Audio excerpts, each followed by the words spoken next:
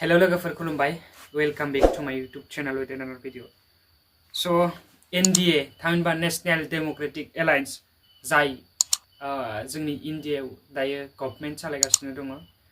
स' बेनिनो बिजाथि थामहिनबा NDA आव जोंनि दा BTR नि खुंथाय गोहोआव थानाय UPPL हान्जानि थामहिनबा UPPL हान्जायाबो बिथांमोनजों NDA जि हान्जा बे हान्जायाव जइन दंफायो थामहिनबा एलायन्स दंफायो नेशनेल डेमोक्रेटिक एलायन्स। तो बे एलायन्सआव बिथांमोनाबो दंफायो। तो बे हिसाबै थांनाय बाय इलेक्शनाव NDA नि जानानै बिथांनि UPPL निफ्राय 37 नं सिडली विधानसभा समष्टियाव बिथांमोना केन्डिडेट होदोंमोन आरो बेवहायनो बिथांमोना देरहादों। तो बे देरहानायाव UPPL नि आइजो गांखंनि आफादगिरि प्रतिभा ब्रह्मआ मा फोरमायदों मिडियानि सिगाङाव फैजों आबुङै मिथिनानै। तो बयनिसिमबो गोजोन मोनाबिलिनि साफ्रोमनिसिमबो अननाय मोजां मोननाय आरो गाहाम हामलायनायखौ फिन खेबसेबाव बावहरबाय। आसा खालामदों नोंथांमोना गासिबो इसोरनिनो मोजाङैनो दं आरो आंबो मोजाङैनो दं।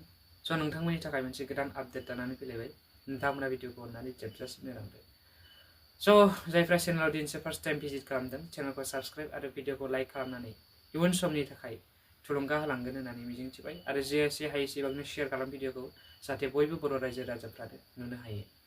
तो भिडिअखौ फुल नायजोब बेनि उनाव कमेन्ट हरनो दाबाव। स' फैदो बिथां आइजो गांखंनि आफादगिरि बिथां प्रतिभा रानी ब्रह्म बिथां मेमा मा फोरमायदों जोङो आबुङै मिथिना लानि। नोंथांमोना दिनै देरहानो हाबाय फंबाय मा फोरमायगोन? दिनैहाय जोबोद गोजोननायनि दिन। दिनै नैबे सानसेयाव NDA नि केन्डिडेट बिजाथि श्री विमल कुमार ब्रह्मआ देरहासार जादों। UPPL निफ्राय बिथांखौ थिसननाय जादोंमोन। UPPL BJP SDPआ जयैनो दिनैहाय ज' जानानै देरहासार खालामदों आरो जोबोद गोजोननाय मोनदों।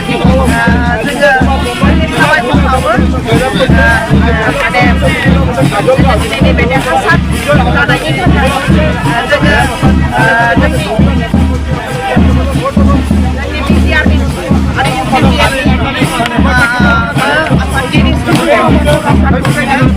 साबायखर बावो आरो बिजाथि जाय देरहासार जानाय विमल कुमार ब्रह्म बिथांखौ जोङो इलेक्सन होयो आरो लोगोसे डक्टर हेमन्त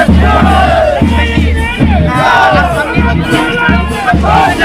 बावो आरो लोगोसे AJP नि बिथांजों लोगोसे गासिबो AJP नि दैदेनगिरि बिथांमोनखौबो बेवहाय मदद होनायनि थाखाय जों साबायखर बावो आरो लोगोसे जोंनि जेसेबां बाहाय लोगो नांनानै जोंनि गांखंनिफ्राय लाइमोननिफ्राय आरो गासिबो सेलनिफ्राय माइन'रिटि सेल सेल OBC सेल SC सेल बिथांमोना ज' जानानै दिनैहाय खौसेथियैनो जे जोङो विमल कुमार ब्रह्म बिथांखौ सासे MLA बानायनानै होनो हादों। बिथाङा रायजोनि जानानैनो मावगोन बेनि थाखाय जोङो जोबोद गोजोननाय मोनदों। जोङो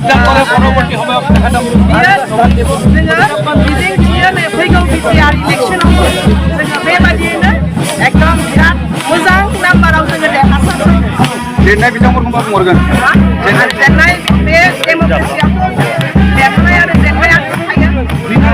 बिथांखौ जोङो अल दा बेस्ट होननानै बिथाङा जाहाथे फैगौ समावहाय